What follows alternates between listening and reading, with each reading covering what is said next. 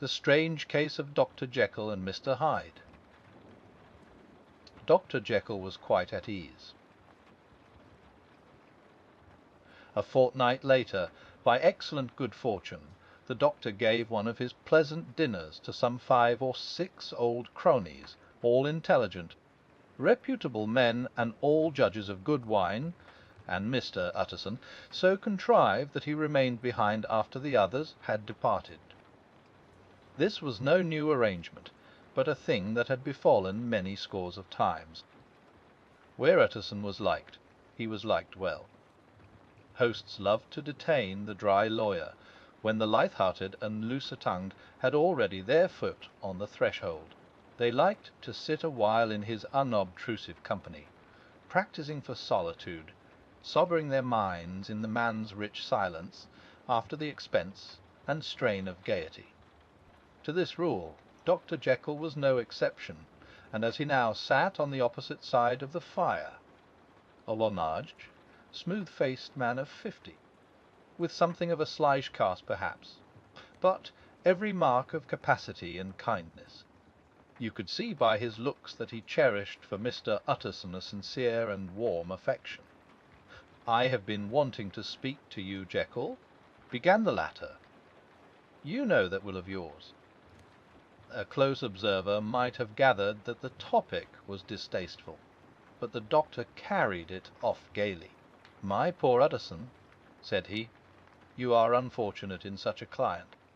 I never saw a man so distressed as you were by my will, unless it were that hide-bound pedant, Lennion, at what he called my scientific heresies.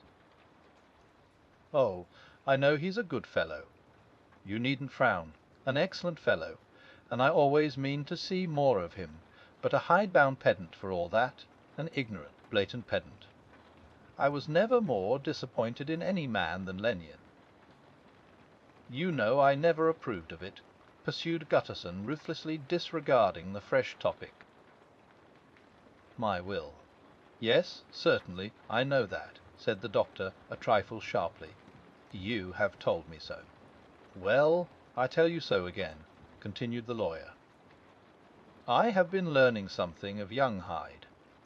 The large, handsome face of Dr. Jekyll grew pale to the very lips, and there came a blackness about his eyes. "I do not care to hear more," said he. "This is a matter I thought we had agreed to drop." "What I heard was abominable," said Utterson. "It can make no change." "You do not understand my position," returned the doctor, with a certain incoherency of manner. "I am painfully situated, Utterson. My position is a very strange one. It is one of those affairs that cannot be mended by talking." "Jekyll," said Utterson, "you know me, I am a man to be trusted. Make a clean breast of this in confidence, and I make no doubt I can get you out of it."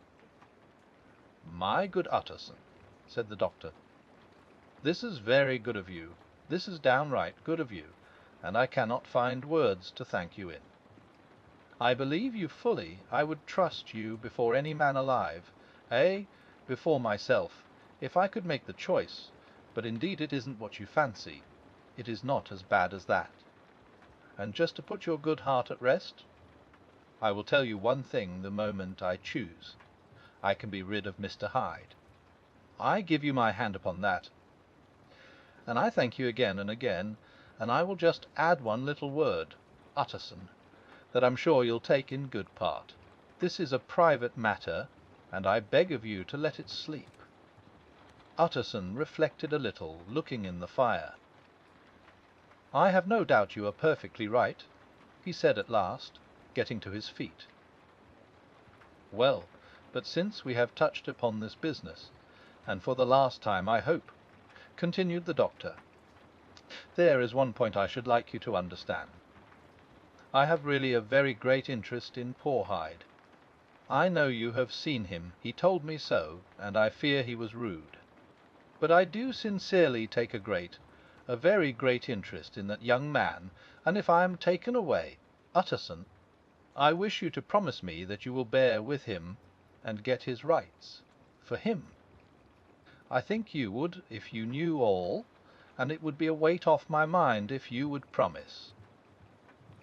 "I can't pretend that I shall ever like him," said the lawyer.